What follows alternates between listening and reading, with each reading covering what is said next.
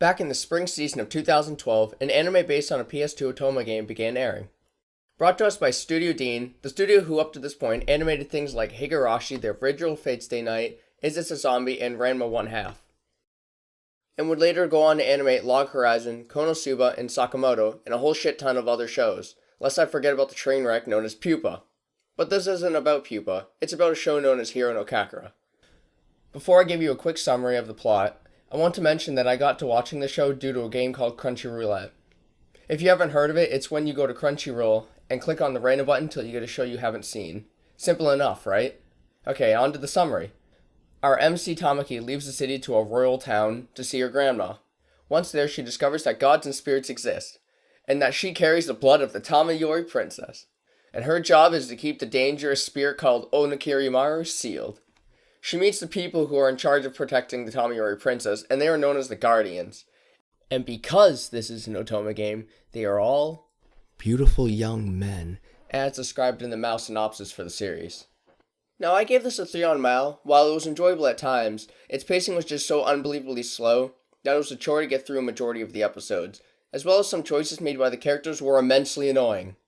These faults aren't really apparent till the midsection, though, where the animation becomes inconsistent. Horribly inconsistent. There's a point at which you get 4 frames for a fight scene.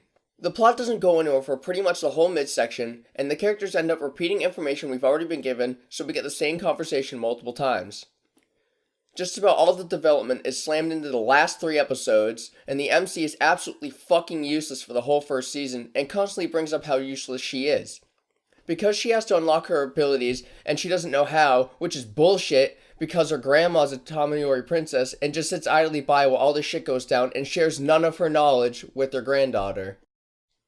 But, despite everything I said, if this still seems like your type of show, and you want to go check it out for yourself, I would recommend you leave now, since I'm going to run through the whole first episode, but honestly, you'd probably be better off going and watching any of the shows I mentioned before. In the first few seconds, we see an oil-painted fall forest. A bus then drives by. A second later, it drives by what appears to be farmland. Shortly after, MC wakes up from a dream of falling leaves and eerie noises. These dreams are a common occurrence throughout the show. Slowly, and I mean slowly, progressing into a reveal that either happened and I didn't notice because of how lacking it was, or it's revealed in the second season, which I have yet to watch. So anyway, the bus driver says, "This is the last stop," and MC gets up with her bag, and I guess some kind of frantic or whatever, she spaced out, and says, "Well, I'm getting off here." Once off the bus, she notices there's no one waiting for her. So she takes out her phone to check if she got any messages, and, oh no, she has no cell service. So she says, well, whatever, and just starts walking up the mountain by herself. On her way up the mountain, she hears a noise in the forest. She thinks it's just her imagination, so she continues forward. She then runs into something that causes her some pain. This something is later explained to be a barrier set up around the town. And then, oh my god, we get a tracking shot of something running around her! You know, it's probably just one of those cliches where someone she knows comes down to get her and then... Or it's a marshmallow. So Marshmallow asks for an offering and then bounces away before even getting one. And then a black thing comes out from the side and... Oh god! It's like Cousin It with tar all over him. So she runs away after 2 more show up. As she's running, a guy runs out of the forest, grabs her hand and says, "Don't go that way." He then takes out a talisman and tells her to repeat after him if she doesn't want to be taken to the ends of the world. So we get an incantation that lasts just under a minute of her repeating his words. Cousin It waits patiently for her to finish this because at the start of it, it appeared as though they were 3 feet in front of her, and they never really make any progress throughout the whole thing. So I just noticed this after watching this scene like 5 times, but when she uses the incantation, it makes the sound of a Pokeball.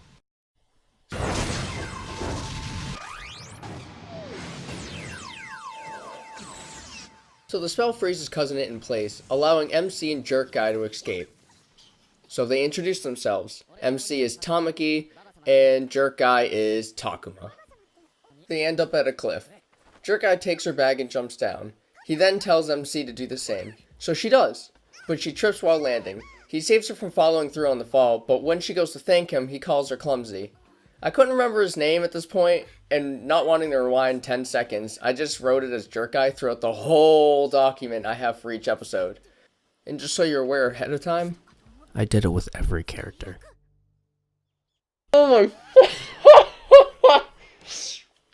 Oh my god. So this guy right here, I call him Telephone Guy later on. In my document, I wrote I didn't know who this guy was, but I felt like I saw him before. He left that little of an impact during this scene that I completely forgot he was in the first episode. Oh my god. And this girl here next to him, I end up calling assistant or grandma's assistant, just so you know. So they get to the shrine, and the assistant brings MC to go see her grandma. Once there, she mentions Cousin It and Marshmallow, but grandma already knows about it. She tells Tamaki that she's been able to see him since she was a kid, and this is due to the Tamayori princess blood she has in her, and the seal's weakened, agitating the god she saw.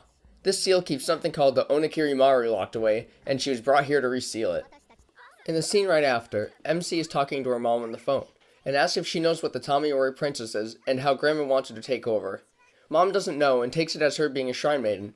When Tamaki hangs up, we get to see the most adorable fox! Unlike Kineko, I welcome it to the show. Assistant comes to bring MC to her room, but when they get there, Jerk Guy's lying down in her bag. No cliches happen here, but the next day at school, Tamaki asks to introduce herself to the class, and what do you know? Jerk Guy's in her room. Classroom. I suppose I'll say it now, but this girl becomes MC's friend, and I didn't bring her up till about episode 6 in my document, because she just seems like a classroom guy, but she gets these odd lines throughout the show that never went anywhere, but I thought I'd bring it up because maybe she has more importance in season 2. Anyway, talking to her friend, a few other people come over, and she's just like, have you guys heard of the Tamayori? And then she gets cut off by Jerk Guy. He brings her outside and starts lecturing her about how you can't say that. But you know how many people want to take that power? Then someone says, so she's the princess? We look up to be introduced to guy number 2. He's brash. He's prideful. He'll treat you like a Tamayori princess. It's Roof Guy. He comes down off the roof, and MC calls him an elementary schooler because he's as tall as her, which makes him mad, and he tries to throw punches at Jerk Guy, all of them missing. By the way, he's 1 year older than the other 2. He then brings up that he and Jerk Guy are part of the Shigogu family, which are the guardians for whoever is a Tamayori princess.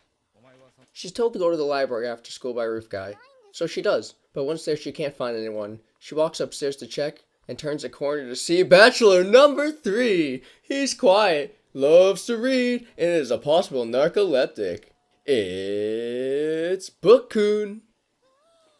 And then immediately afterward, the other 2 show up. They mention how he's part of the Shigogu family as well. And then he falls asleep. It happens a few times in the show. On their way home, they have a small chat. Basically, she doesn't think it's right that they have to protect her simply because she's a Tamayori princess. Assistant greets them at the door once they get home. And then around the corner comes Bachelor number 4. He wears glasses. He's a high school graduate. It's Glasses Senpai.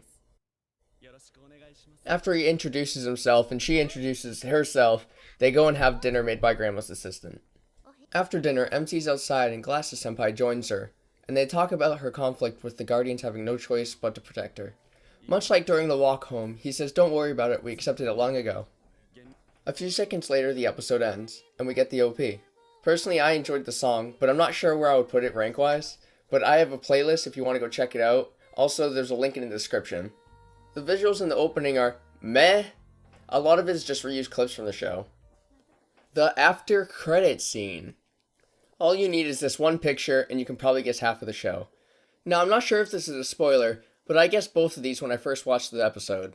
The lolly is the leader, and the other 4 are her henchmen, and they are the opposing faction of the MC and want her power. Side note, the lolly's name is Monado. After that, we get introduced to possibly the greatest reason to watch the ending of the show. An Otomi-style clip where one of the male protags says something along the lines of, I hope to see you again. It's fantastic. Like I said back in the beginning, I gave this a 3, but I did still end up enjoying it. I didn't find it anywhere near boring enough to Damn It to Level 2 where Glass Lip resides. I actually started to like Takuma and Mahiro. And yeah, I learned their names. There are a few genuinely good character moments, like when Mahiro talks about his dreams for the future and Takuma struggles with his situation in life. It went a long way to me finding them to be more than just blank slates with quirks, like everyone else. Or in the case of a character that gets included in episode 3, it gets hinted to being something more if I watch season 2. If you like reverse harems or possibly battles between magical characters, the fight animation may be less than stellar, but still enjoyable. I would recommend it. I might even watch the second season in the future. Well, this is the end. If you made it here, thanks for watching. See ya.